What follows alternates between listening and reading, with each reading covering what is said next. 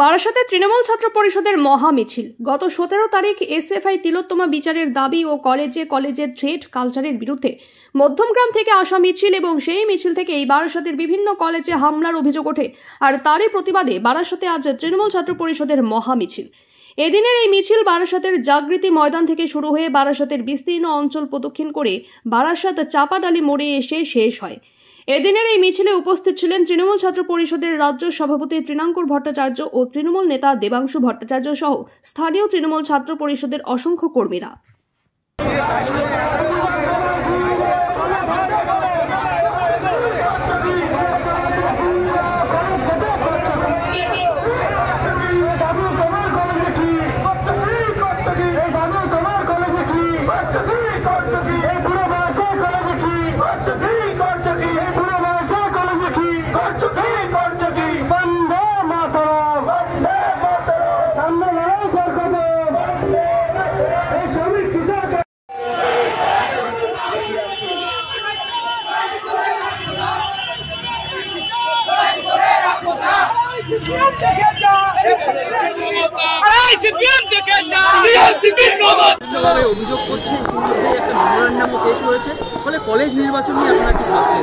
প্রথমত এসএফআই এটা পুরোটাই সাজানো নাটক।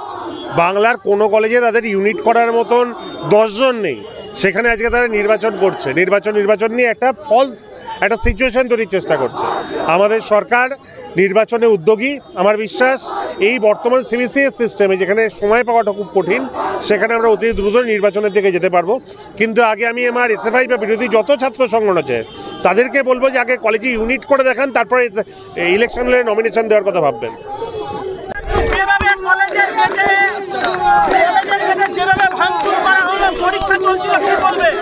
দেখুন, ছাত্রছাত্রীদের পরীক্ষা চলার সময় যারা কলেজ গেটে গিয়ে হুজ্জুতি করে তারা কখনোই ছাত্র সংগঠন হতে পারে না। আর বিচারের দাবিতে মিছিল করতে গিয়ে কলেজ গেটে ঢুকে কেন তাণ্ডব চালানো হলো সে ব্যাপারেও কারোর কোনো আইডিয়া নেই। ফলে এসএফআই এই মুহূর্তে ইস্যু হারিয়ে ফেলেছে। গোটা বামপন্থী সংগঠনই রাজ্যের মাটিতে আস্তে আস্তে বিচ্ছিন্ন হয়ে যাচ্ছে মানুষের থেকে।